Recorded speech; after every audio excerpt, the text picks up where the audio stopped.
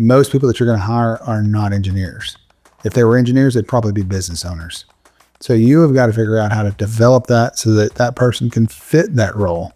One of the things that we've implemented into our sales staff, and this is something that you know as well, is the project management sheet. And it's helpful just to know, hey, do they really know what they're talking about and what they're doing, because you can actually see their completion. If it's not going to work, ditch it.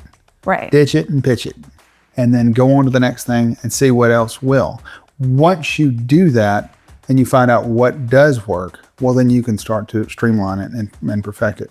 You're listening to the Built by Choate podcast. It's about building a marriage, a business, and a life together. Hi, I'm Kaz. And I'm Aubriana, and we're here to share the ups and downs of the self-employed marriage. As owners of Choate Engineering Performance, a manufacturing company in Tennessee, we've built our business from the ground up and learned invaluable lessons that we want to share with you. So, let's get started. Take 2 of episode 2 because this person deleted it. Well, yeah, but that's okay. Yeah, I think it really put a damper on getting the second episode out again. Yeah, well, and there again, that's exactly what being in business is about. You know, you try to set your clock and you talk to everybody that probably works 9 to 5 or whatever, 8 to 5. And then when you're self-employed, you don't really keep normal hours, because if we did keep normal hours, we wouldn't be recording at 8 o'clock at night or 8:30 at night after we just got off of 10 or 11 hours work here, which is actually not that terrible of a day compared to what we have had in the past. When we were talking about doing a podcast, remember we were like, oh, let's do it in our sunny sunroom so that the sun is so beautiful. And then we thought, when are we going to have time to record in the middle of the day? In our sunny sunroom? In our sunny sunroom. She sells seashells. So now we have this beautiful, aesthetically pleasing in our dark background in our dark office with our beautiful library. It just doesn't sound as good as a sunny sunroom. Doesn't sound as like good they as should a never... sunroom. Okay, so today's focus and topic is going to be roles in business, those that we have played and those that we have not excelled at. Yeah, just made me think of something, you know, being self-employed and always filling the holes. If there's anything that you can say, is when the role is called up yonder, I'll be there. That's what a self-employed person is like me. Okay, that was a little corny. It was corny, but you know, whenever somebody shifts, somebody's no longer in that position because they decided they wanted to do gender studies in Afghanistan instead of being in business or being at work and, you know, on time or whatever, then you find yourself in the role. So when it's called up yonder, you're there. That might be the title for this episode. Somebody thinks like a religious title or something. Really, all it is about business. When the role is caught up yonder. Yeah. So I guess when we started into business, you and I both had no expectation of how many roles would come into play. Mm-hmm. We obviously know that because of your background that you fill every position in a company, but then you really get into the technical side of it to where you have a developer, or you have, someone who manages a website or content creation, which is everything that you and I have done over the years. And then we ended up delegating out as we've grown bigger and bigger. So what has been your favorite role? I don't know that I've got a favorite role. And honestly, I enjoy changing roles. I get bored easily. And I think that I would be very bored if I stayed in one particular thing for a long period of time. But I like to see improvement. So right now I'm into purchasing and procurement. So that's my latest role at Choate Engineering Performance. So, and I make it, it's interesting to me because now I'm trying to drive the costs of goods down. And which you've done that before, but not to this extent. I never have. I've never done that. I never did sourcing. I think when we started, I may have done it just for a brief. You were doing the sourcing because when we first started, you were buying all the parts yourself. That was in the repair business. But I'm referring back to when we started into business. So, all right, fair enough. And you did the same thing when you were in appliances. Mm-hmm. You were the procurement officer. Yeah. But we didn't even know the term procurement officer. No, we just can't pronounce it. I'm just kidding. Like a year ago, 2 years ago, maybe. Yeah. But it's something that I think every business owner struggles with because you're always it's like playing baseball, and if somebody leaves first base, then you get pulled off the bench. You're never truly on the bench. You would like to be the coach, but he's not on the bench. sometimes you go from being the coach to being in the game. And if you play too long in the game instead of being the coach, then you'll find out that you're just a player. And, nobody's coaching the team. So the team doesn't get better, but you're probably the best player on the team, but the team gets worse. I think it probably took longer for me to develop that mindset of don't be stuck in one position. Yeah. And I think it's mostly because I did all the accounting, and that's something you want to hold very close. Accounting. Anytime you own a business, you do not want to outsource that right away. And even when you do outsource it down the road, you have to keep a tight, close eye on it. And so that was something that I was very stuck in the mundane. And I thought, how is it I'm able to outsource and hire someone for this position? I mean, even as it's writing checks or balancing that or making sure that, something's paid on time. And I was just doing the mundane every single day while you were doing, continuing to develop positions and do different positions. I was stuck there until probably about 2 years ago when I had Micaiah. And I thought, I need help with this. And then I had a friend come in and ended up helping me. And that kind of paved the path towards relinquishing a lot of control over certain areas. So when do you know when to relinquish the control? What is your metric for that? When you're so overloaded that it's hindering progress in another area. I mean, when do you sign the person off and say, okay, fly a little better, fly, kind of thing? I'm not a good person to ask that question to. I think you would have the better answer to that. I always set it in chunks of time. It always takes me 3 to 4 weeks to get somebody well trained in a position. So I wouldn't be the good person to ask that question to. So I'm going to throw that question right back at you. Well, I mean, that brings up a point. 3 to 4 weeks, that's a block time. So we all know that people are not the same. So some folks are really good at certain things while others just struggle at it and vice versa. Like we have somebody currently struggling with something and we know 4 days in. Yeah. Well, I guess if anybody was listening as far as, and this kind of bleeds over into hiring, but roles and hiring are they go hand in hand. Oh, yeah. So I guess the best advice I ever heard, or at least I adapted it from a machining side of things. The guy used to say, fail fast, fail cheap. And which means that try to figure out if it's going to work as quick as you possibly can. It doesn't really matter if you do not spend the time in the finite. Don't work this thing, get the process perfect and everything. Just get the prototype. Just see if this thing will hit a lick. That's the idea, but the idea is to get it perfect, but that's Well, not real here's work. the thing. If it's not going to work, ditch it. Right. Ditch it and pitch it. And then go on to the next thing and see what else will. Once you do that and you find out what does work, well, then you can start to streamline it and perfect it. I But think that comes from experience, though, having been through those scenarios all the time. For example, we have someone in our sales team right now that is a new hire, and you and I and another person were talking in the office this evening. Is this person really going to make it? And we've been through many salespeople to realize that this person's just yeah, they're probably not going to make that probably not decision. going to make that position, and that role is not a good fit for them. No, it's not. And, you would like for it to be, but hiring, I used to say, oh man, this guy's going to be, he's going to be great. We know. He's going to knock it out of the Do park. that anymore. Nope. Because We learned. yeah, no, I have no idea. I mean, yeah, the guy's got experience in this, but it doesn't mean he's going to be any good. Going back to the question about, when do you sign somebody off on something like that? I think that when it's not necessarily a time block on something, there should be a aptitude indicator, and that would probably be a time block. If the guy's not catching 3 to 4 weeks, he probably never, or whatever, 3 to 4. It depends on the position. Sometimes it's 3 to 4 hours. It could be, it could be a lot longer than that. But you have to have. That's where the number one thing that I would probably tell someone in business, all data is important. And don't throw it away even if you don't think it's useful data. You can't ever have too much data as long as it's accurate data.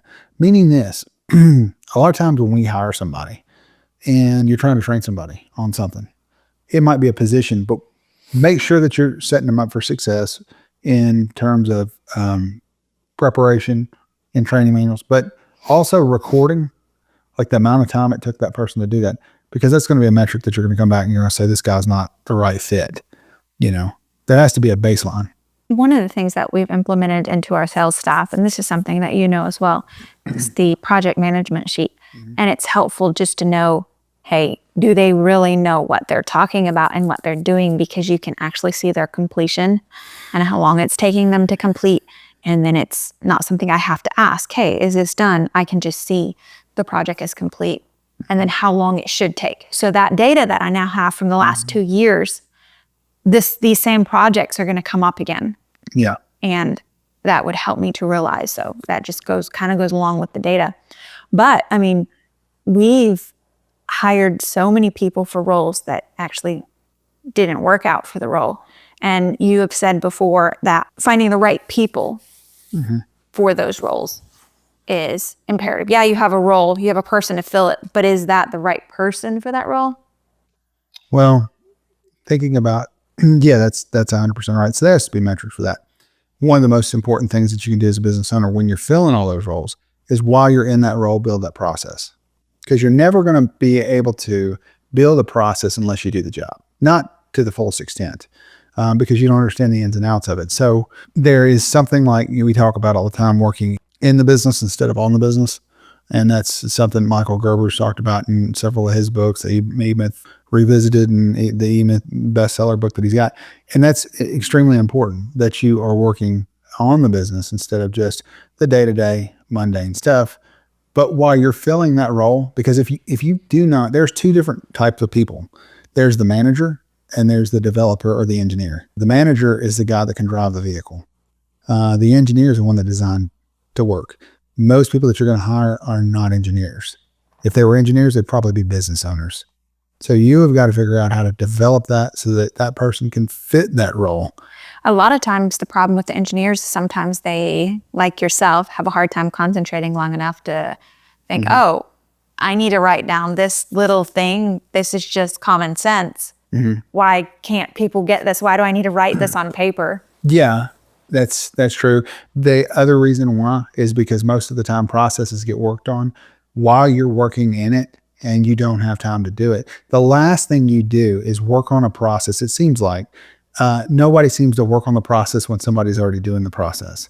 They always wait till Mayday, right? We're going down, and then they start working on the process. Well, I mean, I can see that there could be a reason behind that, because when you're going through the process, it might not turn out the way you think it's going to. So you have to have the data to back. Does this process really work? So that makes sense in a way to me. Yeah, the biggest problem with that is that, again, when there is no process and then you need a person in that position, then you typically end up being that kind of guy that hires a person and you just like, get out of the way, I'll do it, It's like that with children. Yeah, it's exactly what it is. And it's kind of funny because I've learned that part of business and bringing it over to my family life and just setting solid routines. And, I was explaining to you this other day that I'm doing something on my social media that if you have these SOPs, which are standard operating procedures written out for the children, and just clearly presenting it to them. I mean, why is that thought of? Why do we just expect our children to do one thing? We haven't actually communicated it over and over and over to them. Well, it's not, and it's not in a derogative sense. You're not trying to say that in a derogative manner, but the fact of the matter is children don't know, and people, when they come into a job, they don't know what they're doing. No, absolutely not. And nobody does. No one expects them to know. So that's the reason why similarities of that, that kind of, again, that parallels like you're talking about. But yeah, that's the important part of it. Never stop developing as the business owner if you can. And again, I'm finding myself right now in the procurement situation, and I'm trying to lay this out. And it's something that's going to be revisited as prices, change and different things like that. But I don't want to do the stuff that I'll have to do again tomorrow. I'll look for the perennial type stuff. And that's the same thing too. The best business is the coin-op laundry type business, meaning that you're going to be able to reap from this crop that you've sown, and you don't have to be at the coin-op. It's making money when you're not there. So if you grind a crankshaft, or if you do whatever the labor is on that, and you're doing the physical job to get the product out the door. Again, the next customer is going to come in and you're going to have to do the same thing over and over again. But if you build the process, it's kind of like the corn op thing. Now you've got something that you can put somebody in that position and that they can do it. And the better you get the process, the better off you'll be with onboarding the person. And always start with, in your business, if you want to know where you should start first on that kind of stuff, if you don't know where you're really weak on that area, it might be a good indicator at which is the worst position to try to onboard somebody, and look at the process, because that may be the indicator as why it's a problem. I think a lot of the reasons why you're in this procurement role right now too is because you have to have a lot of know-how on this stuff. This industry we're in, the diesel industry, the person we have in the position has not been in it. And it's a lot of it's about knowing people and having contacts, he went to school for this, right? But he has no idea how to source some of these items. And so just having that knowledge, I'm struggling to understand how that knowledge can be written down. But so that would be a question I would have. How do you get sometimes the knowledge you have on paper so that it makes sense to other people? Well, I guess that could be broken down to, for this particular thing, spreadsheets on what parts can be procured in what places. And that's a preferred vendor list that you could say, okay, these are the approved sources, and maybe a good spreadsheet, something as simple as that, to say, this is what the average cost on, let's say, for instance, on an engine, okay? Do something about a ratio and say, okay, like, let's say an oil pump. An oil pump might be 2/10 of the cost of the cost of goods on that, whatever that ratio is. And it doesn't matter that the price increases. Hopefully that it still will be within that range of whatever percentage that you gave. And that will be, you've got to have a red light, green light. Otherwise you're over there going, if there's no matrix like that you can look at, it's really, really hard to tell a person that, give them the freedom to do something. Yeah, I would say that's true. And then in the position that I'm now in marketing, which I never thought I would be in marketing, I have some development experience with website and ERP systems and all that stuff. And I feel like I'm pretty tech savvy on things. But I took that position over in July. Was it July? I think it was July. Not really knowing much. I had dabbled in it maybe a month or two a year before when we were desperate. And then we had hired somebody to help take over that, and that didn't end up working out. So the position I'm in as far as marketing goes, I've been really learning since July. I don't feel quite ready yet to write that SOP because, as you well know, marketing changes monthly, weekly. And so that's going to be something that I will struggle with writing down.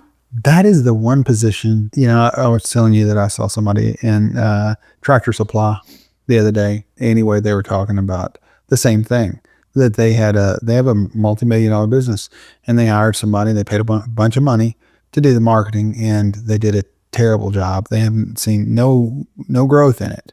But marketing seems to be one of the things today that gets outsourced a lot overseas. Yeah, and it shouldn't be. It shouldn't be, because nobody knows your business as well as you do. That seems like it could be one of the most damaging roles for a company. Oh yeah, because that's your brand.